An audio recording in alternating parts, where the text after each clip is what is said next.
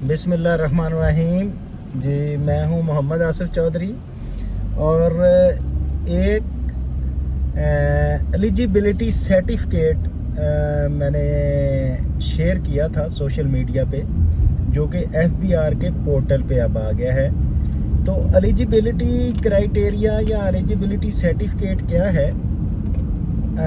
आप अगर थोड़ा सा पीछे चले जाएं तो पहले एक कंसेप्ट होता था फाइलर और नॉन फाइलर का। ऐसा बंदा जो रिटर्न फाइल करता है वो फाइलर है, और जो रिटर्न फाइल नहीं करता वो नॉन फाइलर है। फिर ये पिछले साल कंसेप्ट थोड़ा सा चेंज हुआ, एक्टिव फाइलर, लेट फाइलर और इनएक्टिव का। एक्टिव पर्सन है, इनएक्टिव है और लेट फाइलर है। वो कौन था?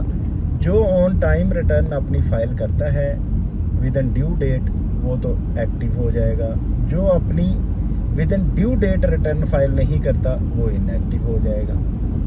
तो इस तरह से ये चल रहा था, लेकिन इस दफ़ा लॉ में एक नया सेक्शन ऐड किया गया है 114C, जो कि एलिजिबिलिटी क्राइटेरिया बताता है कि कौन पर्सन एलिजिबल है मूवेबल और इमूवेबल प्रॉपर्टी के हवाले से, और किसी हद तक बैंक में अकाउंट के हवाले से भी, कि कौन पर्सन जो है वो मूवेबल प्रॉपर्टी मीन गाड़ी ख़रीद सकता है, या इमूवेबल प्रॉपर्टी कोई फ्लैट मकान वो ख़रीद सकता है। तो उसके लिए एक एलिजिबल क्राइटेरिया बता दिया गया कि ऐसा पर्सन जो अपनी पिछली रिटर्न जो उसने फ़ाइल की है जब वो ख़रीदने लगेगा, तो उसमें जो उसने प्रॉपर्टी ख़रीदनी है या जो उसने गाड़ी ख़रीदनी है, तो उसकी वैल्यू का जो उसके पास कैश और कैश इक्विवेलेंट, अब उसमें कैश और कैश इक्विवेलेंट की तो बात कर दी गई है,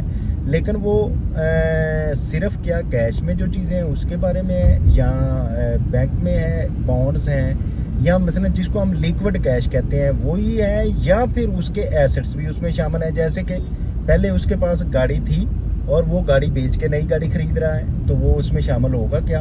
या उसके पास पहले प्लाट था, प्लाट बेच के वो मकान खरीदना चाह रहा है, तो वो भी उसमें शामिल होगा। इस पे अभी एक्सप्लेनेशन आनी है, अभी तक इस पे एक्सप्लेनेशन नहीं आई।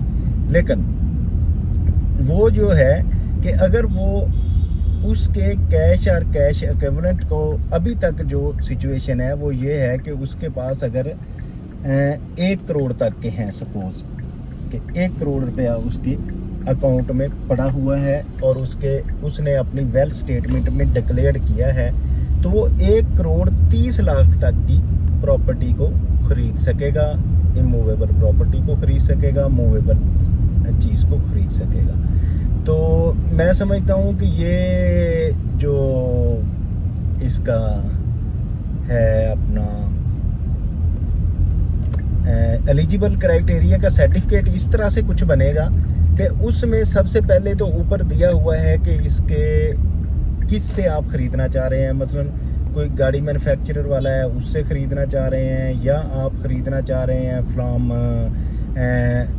DHA ख़रीदना चाह रहे हैं, बैरियर टाउन से ख़रीदना चाह रहे हैं, तो उस सर्टिफिकेट में पहले उनका आएगा NTN नंबर या FTN नंबर, अगर किसी का है तो वो आ जाएगा। फिर नीचे उसके आपका CNIC नंबर आएगा।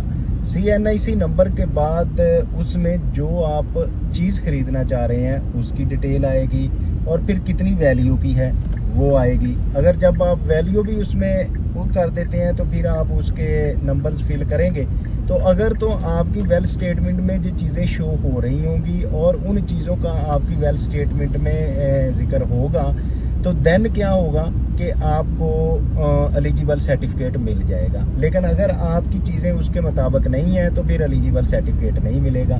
तो फिर मेरा ये ख्याल है कि जब आपके पास नहीं मिलेगा तो आपको जाना पड़ेगा कमिश्नर के पास तफसील बताने के लिए कि मेरे इस तरह से मेरे ये रिसोर्सेज पूरे हो रहे हैं। सपोज कि आपको फॉरेन रेमिटेंसीज बाद में आई, तो आपने उन फॉरेन रेमिटेंसीज के अगेंस्ट अगर कोई परचेज़ करनी है चीज़, तो बताएं जी, डिटेल देंगे ये मेरी फॉरेन रेमिटेंस आई, कुछ इनहेरिटेंस से आपके पास आ गया, कोई गिफ्ट आ गया, या कोई एसेट ऐसा बेचा, वो तो खैर आपका एसेट पहले डिक्लेयर होगा, मेरा ख्याल है उसका नहीं आएगा। तो इस तरह से कोई थोड़ी सी तफसील देंगे तो फिर आपको कमिश्नर जो है वो एलिजिबल सर्टिफिकेट देगा।